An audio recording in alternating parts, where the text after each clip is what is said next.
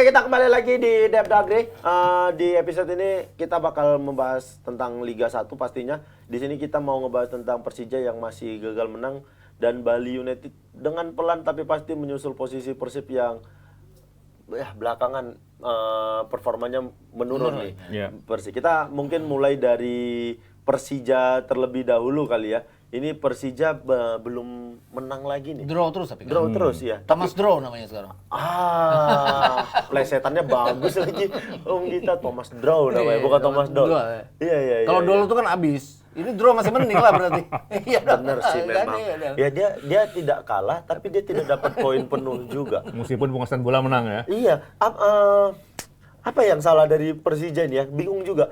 Inkonsisten dia kan secara permainan. Ini pekan ke-22 kemarin hasilnya. Dia draw dengan Persebaya. Padahal dia unggul terlebih dahulu. Iya. Di menit awal, menit 10 apa? Dia udah nyetak gol. Kalau yang melihat salah? hasil seri, persoalan dari Persija itu selalu sama ya. Finishing lalu lemah. Finishing ya? Ya, pertama Sempat killing the game jadi. Iya, Iya. ekspektasinya bagus ketika ada Almeida masuk. Tapi ketika dia cedera, udah sampai sekarang posisi striker, posisi pembunuh itu tidak ada. Hanya mengandalkan lini kedua. Dan yang terbukti, meskipun awalnya selalu sudah mencetak gol, tapi selalu bisa dibalas oleh lawan. Dalam hal ini sekali lagi penyelesaian akhir yang masih lemah. Ya, ini Penyelesaian contohnya akhir, lawan Persebaya kemarin ya. Iya. Mereka unggul cepat 1. Mereka harusnya bisa cetak dua gol kedua, gol ketiga. Bener. Nggak dapat. Itu kan biasa kan di sepak bola. Lo nggak killing the game, di Iya, tengah lo 14. nguasain pertandingan, ya lo dengan satu serangan lawan yang hanya itu aja, ya lo jadinya draw gitu. Benar. Nah, kalau dilihat putaran kedua, bursa transfer sudah tutup. Sudah dong. Tapi kan mereka dapatnya bagus loh. Ada 28, Gustavo Almeida. iya, 28 November terakhir kan. 28 November kemarin terakhir. Iya. Oke, Jadi Persija itu tuh buang secara 3 atau 4 ya. Iya. Mendatangkan Almeida. Buang siapa? Ada Witan. Ya, oke, Witan ke Witan ke Bayangkara. Bayangkara. Ini Witan nih bingung juga aku tiba-tiba ke Bayangkara. Maksudnya kan secara Bayangkara performa masih mau berbenah kan? Iya, Dapat tapi lah dia. maksudnya Witan ketika di akhir putaran pertama kan grafiknya lagi oke sekali nih. Terus tiba-tiba Iya. ke Bayangkara itu Pasti Dol udah berpikir lah, karena Witan kan posisi di pemain sayap. Dan dia lebih banyak seringkali bermain ke dalam. Ada beberapa nama di posisi itu. Dan yang dibutuhkan Persija, lagi-lagi goal getter. Ya awalnya sedikit lega dengan masuknya Almeida. Tapi yang terjadi baru saja Cedera. match 1, babak pertama sudah cedera. Tapi sebenarnya ini datengin Almeida itu keberhasilan ya kalau dibilang. Walaupun Iya. itu hanya dipinjamkan. Betul. Dia kan di tengah Arema nggak benar, dia kan striker yang jadi top scorer. oh kan? bener. Aku tadi Almeida siapa? Gustavo Almeida. Almeidanya Iya. Arema. Iya. Heeh. Jadi waktu sebelum cedera, itu kan Persija waktu itu lawan siapa ya? Bayangkara. Bayangkara, ya. Iya, Bayangkara. Jadi H-1 kan kebetulan gue diajak temen nih nonton nih. Dia terus dia latihan, ya. diajak latihan Di nonton Patriot. latihan. Oke. Bola tuh selalu mengarah ke Almeida. Di latihan ini, di OT yang tim satu pakai rompi, tim berikutnya yang enggak itu Iya, kan. enggak. Dia kebetulan dia yang pakai rompi yang bisa turun sebagai starter. Dia sering banget tuh cetak gol dan selalu posisinya bagus. Bahkan ketika dia cetak gol, pemain pada tepuk tangan. Beda banget ketika pas pertandingan, awalnya dia kan mengancam sempat ada 2-3 bola. Tapi setelah itu cedera dan sampai sekarang belum pulih lagi. Itu kan makanya kayak terpaksa. Kemarin Persija kan waktu udah 1-1 mereka pengen menang, mereka mau nggak mau masukin Marco Simic kan. Iya. Ya. Terlepas Marco Simic juga nggak banyak berfungsi musim ini. Bener. Mau nggak mau harus karena memang harus ada solusi Iya. untuk cetak gol kedua gitu. Jadi kayak maksain pemain yang ada untuk bisa cetak gol. Nah, kenapa tidak membuang Marco Simic dan mendatangkan striker lain? Soalnya secara Finansial ini ya. Secara fungsi, bener. Kalau kita lihat secara ya ini benar-benar nggak tahu. Kalau secara fungsi, Simic tidak terlalu berfungsi di Iya. musim ini. Iya. Jelas performanya tidak seperti ketika dia di Persija tahun 2021 ya. Iya. 2021 kan. Iya, ngantar juara juga kan. Iya, Emang 2018 juara itu ya. Iya. Iya, Iya. kan tidak seperti itu performanya. Iya. Kenapa tidak diganti dengan pemain lain kayak begitu? Apa karena Kontraknya sampai akhir musim dia kan. Kayak musim ini ya. Ada, Akhir musim ini ya. ada kompensasi juga pasti kan yang harus diberikan kalau kalau dia seandainya tidak Iya. kalau seandainya diputus di tengah? Ya, dan mendatangkan ini kan dipinjamkan kan Gustavo Almeida kan. Iya, benar. Jadi tidak ada nilai transfer apa segala macam. Dan ini yang ya itu tadi balik-balik lagi ujung-ujungnya adalah F finansial ya jadinya. Ya. Nah, Witan itu dipinjamkan juga. Pinjam. Oke, Witan dipinjamkan juga. Selain Gustavo Almeida, siapa lagi pemain baru yang masuk Persija? Yang Persija nggak begitu banyak kan, mereka justru cuma satu nama itu yang Hanya Almeida. Ya. Karena memang kekurangan mereka adalah striker kan. Striker, Striker Mencic juga tidak banyak berfungsi, banyak cedera. Kemudian mendatangkan Marco Simic nggak berhasil. Ya itu tadi, ya harus ada solusi di tengah. Mendatangkan Almeida tuh oke sebenarnya. Aneh juga Arema ngelepas Almeida ya di tengah. Ya, Arema pengen Gak ada duitnya mungkin di Ya, sana. mungkin. Apalagi udah Arema degradasi aja udah. Ngapain lagi pusing mikirin tim-tim kayak gitu. Udah gara-gara itu malas aku bahas lagi. Kita ke Persib sama Persik aja nih. Oke. Yang kemarin ya dia aku itu ngagetin itu bener. sebenarnya. Ya. Ini aku nggak tahu. 2 kali aku nonton Persib main langsung live ketika di TV. 2 kali aku ngelihat Persib gagal menang. Yang sebelumnya itu Persib Lawan PSM. draw apa? Lawan PSM, PSM. ya. Lawan PSM ya, yang draw. Iya. Ini dia Sebenarnya udah lama ya Persib. Waktu lawan Arema juga kan. Di tengah Arema nggak oke-oke banget berdua-dua kan lawan Persib ya di kandang Persib ya. itu yang saya tonton. Iya, dua-dua ketika lawan Gustavo Arema. Almeida itu masih di Arema emang. Kenapa ingat? Karena itu adalah pertandingan pertama. Boboto memenuhi stadion lagi. Iya. Pada saat itu. Ya, kalau kita melihat ini ngomong-ngomong statistik ya. Iya. Kemenangan Persib ini lebih banyak di laga tandang dibandingkan dengan laga kandang. Tandang. Iya, Barangkali benar, dalam benar. hal ini pressure dari bobotoh, pressure dari penonton ini menjadi beban tersendiri. Nah, kalau kita melihat ini kan sebelumnya Persib 2 kali away dan berakhir dengan kemenangan. Kemarin 2 kali home hanya 1 poin Hanya 1 poin. lawan PSM. Kemudian kemarin kalah dari Kediri. Nah, sebenarnya yang terjadi dari laga ini berbeda. Ketika lawan PSM, strategi PSM yang jitu. Jadi Persib menguasai bola, tapi pressure dinaikkan dari PSM. Jadi itu yang membuat Gantung Persib jadinya. ya tidak bisa berbanyak. Tapi yang kemarin lawan Kediri beda banget. Kediri tidak banyak menang pressure. Tapi tengahnya mereka kuasai. Velante luar biasa kemarin. Itu kemarin Zé Valente luar itu biasa. salah satu pertandingan yang sangat amat menarik. Ini siapa namanya? Renan Silva. Silva. Renan juga Silva. bagus. Dan mereka bukan Flavio, mereka Iya. punya striker Flavio, Flavio, ya. itu kemarin Persik itu tidak seperti main tandang. Iya. Persik seperti main di kandang. Kandang. Benar-benar ofensif sekali mereka main. Dan menyerang. kalau ngelihat peluangnya mereka bukan cuma 2 peluang ya. Mereka ada 7 peluang, 5 diselamatkan oleh Kevin Ray Mendoza ya. ya. Kan minggu lalu gue sempat ngomong buat apa Persib pakai penjaga gawang baru ya. Dan ternyata terbukti ini penjaga gawang bisa lakuin 5 penyelamatan. Bener, ya. bagus sekali kok kemarin performanya. Persik bagusnya. Dulu sebelum ada Zé Valente di 2 laga ini, pengatur serangan itu Renan Silva. Iya. Ya. Dia sedikit ke belakang, tapi ketika menyerang dia bisa menjadi pemain kedua yang langsung bola ke Benar, bawah. benar. Kemarin Renannya melebar. Iya. Pengaturnya Zé Valente. Zé Valente. Ini kan sebenarnya pemain dengan tipikal yang sama, bahkan awalnya diprediksi akan susah bersatu karena egonya sama, kelasnya sama, karakternya sama. Tapi yang terjadi Valentanya yang di Ya tengah. benar kata Oki kemarin. Ini Persiknya kayak main di kandang, kayak main Ya. di Kediri. Bener, kan. dia tidak ada sedikit pun mereka bermain bertahan kayak ngandalin serangan balik. Iya, betul. Mereka benar-benar ofensif, main bola kaki ke kaki, serang terus dari semua lini. Bahkan setelah mereka unggul 1-0, gue pikir mereka akan Akan defense bertahan, ya. iya. Enggak. Mereka malah tetap Justru offense. beberapa macam peluang itu kan sebelum gol kedua datang pada saat mereka udah unggul 1-0 kan. Iya, Persib juga bukan tanpa peluang sebenarnya. Iya, betul. Persib punya peluang, cuman sayang peluangnya Persib tuh nggak bisa jadi gol aja. Banyak peluang-peluang yang, nah ini harusnya gol, tapi kemarin Agak lambat gagal. ya David da Silva ya kemarin ya. Kalau ngelihat siapa yang kirinya Ciro Ciro. itu kan cepet ya. Ya. Ciro cepet. Tapi pada saat dia udah lolos dari sayap itu nggak ada pemain yang bebas untuk terima Jadi gitu. kalau dari bahasanya kemarin orang-orang Persib, jadi mengakui ketika tidak ada gelandang jempol, gelandang bertahan yang bagus, kemampuan Persib dalam menyerang beda. Iya. Ketika ditekan lemah.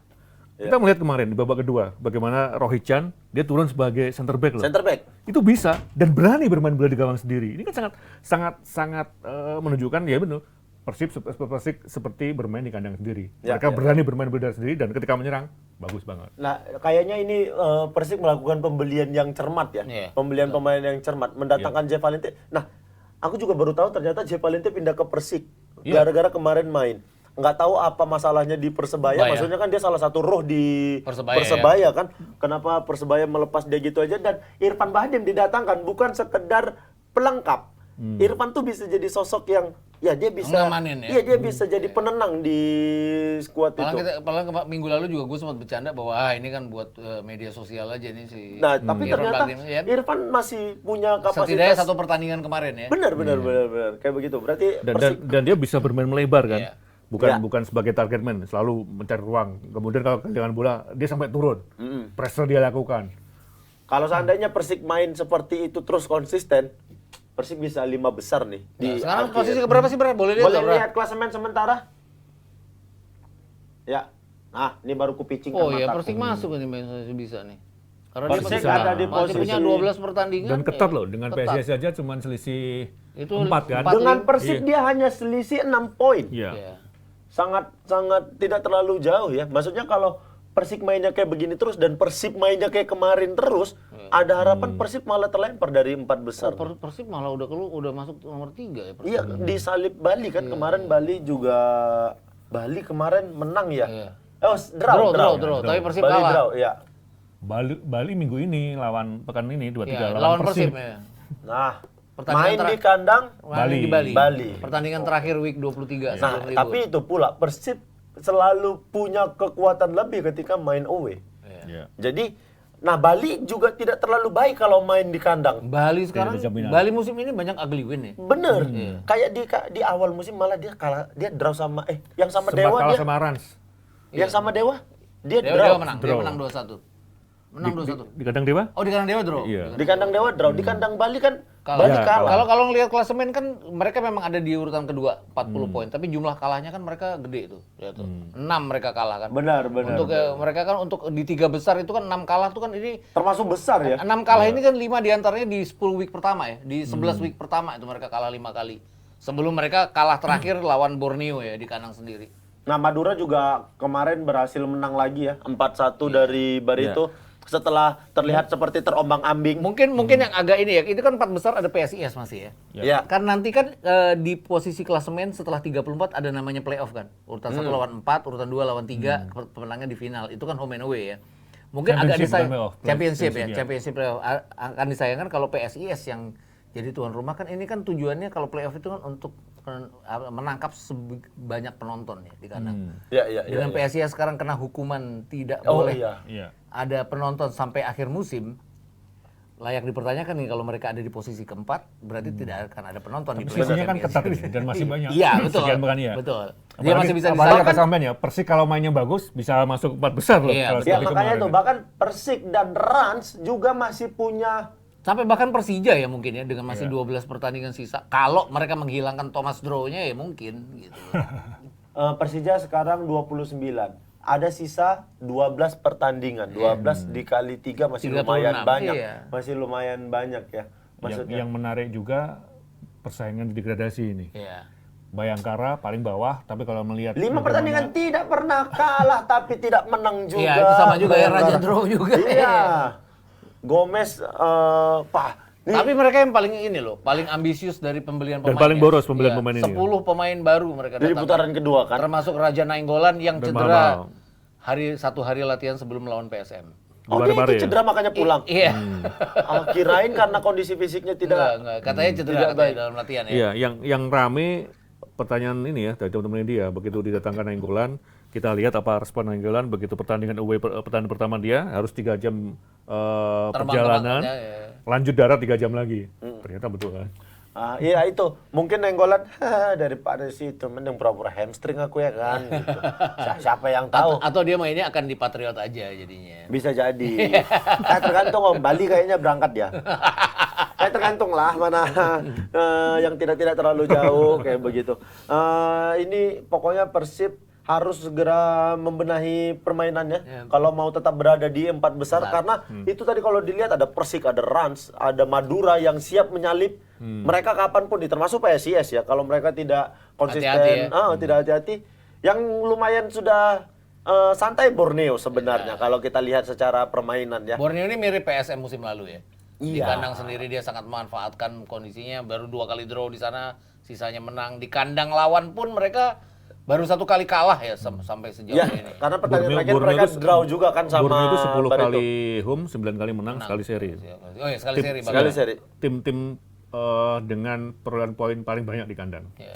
Tim dengan kayak PSM Ya, musim kayak lalu. PSM. PSM kan begitu. 2 kali draw kemarin Iya. kan. di Ya, kandang. tapi ya itu tadi mereka harus tetap menjaga konsisten selama kompetisi karena bakal ada championship nanti. Nah, itu. Nah, itu yang kemarin juga benar-benar diperhatikan kan. Iya, iya. Tidak ada jaminan Kapolista nanti championship Iya. makin dominasi lagi. Penentuan siapa yang masuk AFC atau Champions League itu akan Dari sini. Dari liga. Dari sini, dari liga. Dari klasemen. Table, iya. Oh. Bukan dari Jadi championship siapapun, nah, itu kan misalnya Borneo dan Bali ada di peringkat 1-2, Mereka yang akan masuk. berhak lolos. Oh. Nah, kalau seandainya nanti di championship pada akhirnya PSIS yang juara, Hanya piala dia dapat. Hanya piala, tidak mendapatkan Dan dia juara dong. Apa? Dia juara. Iya, hadiah juara. Jadi yang akan ada di koran gini-gini ya PSIS. Jadi. Iya, benar. Tapi hitung-hitungan sekarang ya, kalau kita ngomong hadiah juara ya. Ketika nanti ada tim yang tampil bagus di babak reguler, kemudian dia juara babak reguler, terus dia juara di championship, hitung-hitungannya menerima sekitar 20. 20 M. Iya. Wow, bisa cukup untuk setengah musim. Iya, bisa beli VAR 5.